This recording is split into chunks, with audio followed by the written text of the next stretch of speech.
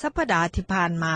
เฮาได้นำเอาบันทึกเกี่ยวกับนครเวียงจันทน์ของท่านวันวูสตอฟพ่อค้าสาวโฮแลนด์ที่ได้มาเยี่ยมยามประเทศลาวล้านสร้างมาเสนอทานบันทึกฉบับนั้นได้ช่วยให้ฮู้ถึงสภาพความเป็นอยู่ของประชาชนลาวและความเข้มแข็งของประเทศในสมัยนั้นได้อย่างแจ่มแจ้งที่สุดพระเจ้าสุริยะวงศาธรรมิกราชเป็นกษัตริย์ที่ตั้งอยู่ในทศราชธรรม10ประการอย่างเคร่งครัด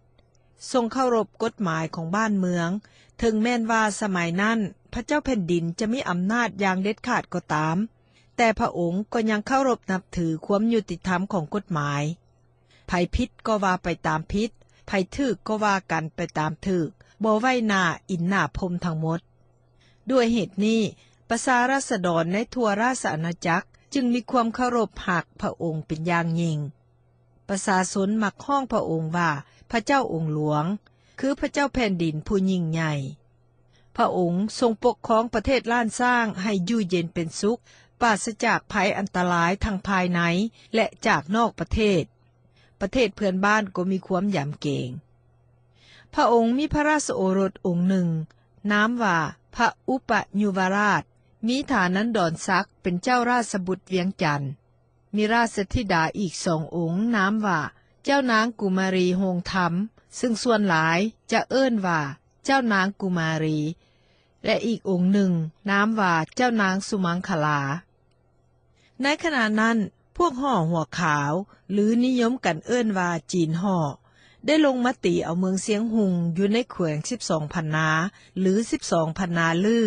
เพราะว่าคนลาวที่อยู่ในแขวงนี้เป็นลาวเผ่าลือเจ้าอินทกุมารเจ้านครเสียงหุงบ่สามารถที่จะต้านทานกำลังพลของพวกห่อหัวขาวได้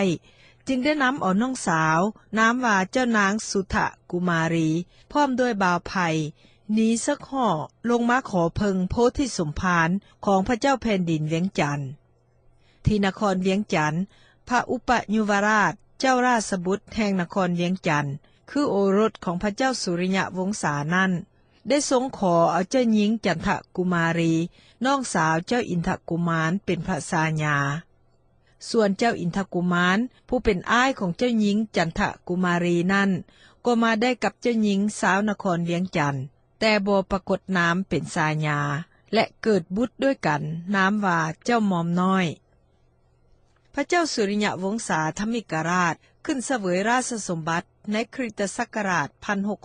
1638จนถึง1695จึงได้สวรรคตหวนพระชนมยุได้82 พรรษาพระองค์เป็นกษัตริย์ราชวงศ์ล้านสร้างที่ครองราชสมบัติดนนานที่สุดพระองค์บ่มีโอรสสืบราชสมบัติเนื่องจากว่าเจ้าราชบุตรโอรสองค์เดียวก็ได้นำเอาไปประหารชีวิตเสียแล้วเสื้อพระวงศ์ที่อยู่ในฐานะจะขึ้นครองราชสมบัติก็มีพระราชนัดดาหรือหลานอยู่2 องค์คือเจ้ากิงกิสกุมารและเจ้าอินทโสมแต่ว่ายังเยาว์อยู่ขณะนั้นพญาเมืองจันทน์ซึ่งเป็นเสนาบดีผู้ใหญ่ก็ได้ญาติแยงราชสมบัติเป็นพระเจ้าแผ่นดินและปรารถนาอยากได้เจ้าหญิงสุมังคลาที่เป็นม่ายซึ่งเป็นราชธิดาของพระเจ้าสุริยะวงศานั้นเป็นภริยาแต่พระนางเจ้าบ่ยอมในเวลานั้นพระนางเจ้ามีราชโอรสองค์หนึ่งนามว่าองค์ลอและเวลานั้นพระนางเจ้าก็กำลังตั้งครรภ์อยู่พญาเมืองจันทน์ผู้คิดใหญ่ไฟสูงอยากจะขึ้นครองราชสมบัติเป็นพระเจ้าแผ่นดินจึงคิดกำจัดเจ้าองค์ลอผู้ที่จะมีสิทธิ์ในการสืบราชสันตติวงศ์และพระนางเจ้าสุมังคลาแต่ว่าพวกที่จงหักภักดีต่อราชวงศ์ทั้งหลายฮู้แผนการของพญาเมืองจันทน์ก่อนจึงได้นำเอาเจ้าองค์ลอไปอยู่เมืองพานภูสนอยู่ในเขตอำเภอบ้านผือจังหวัดอุดรธานีที่ตกอยู่ภายใต้การยึดครองของไทยในเวลานี้ส่วนพระนางสุมังคลานั้นได้ลบหนีเข้าไปพึ่งพระบารมีของพระครูยอดแก้ววัดโพนเสม็กพระครูยอดแก้วนั้นก็คือตำแหน่งสมเด็จพระสังฆราชในสมัยนี้วัดโพนเสม็กแม่นบริเวณที่ตั้งวัดธาตุฝุ่นในนครเวียงจันทน์สมัยนี้ท่านพระครูยอดแก้วองค์นี้ มีคนนิยมเอิ้นทานหลายสื่อตามความนับถือของเขาเจ้าเช่นว่าเจ้าพระครูหลวงทานพระครูวัดผลเสม็กและส่วนหลายมักจะเอิ้นทานว่าทานยาคูขี่หอมคือหอมด้วยศิลาจารวัตรการประพฤติปฏิบัติที่เข่งขัดส่วนอุจจาระของทานพระครูก็คงจะมีกลิ่นเหมือนกับอุจจาระของคนทั่วๆไปนั่นแหละแต่ว่าอาจจะมีกลิ่นผิดแปลกจากคนธรรมดาเพียงเล็กน้อยเพราะกล่าวกันว่าท่านพระครูหลวงมักสันแต่มักตูมสุกเป็นส่วนหลายท่านพระครูหลวงเป็นบุคคลที่มีบทบาทสำคัญในประวัติศาสตร์ประเทศล้านสร้างและเป็นพระเถระที่สำเร็จสารสั้นสูงเป็นผู้มีอำนาจเหนือจิตใจประชาชนในทั่วเขตแคว้นสุวรรณภูมิโดยที่บ่มีไผจะปฏิเสธได้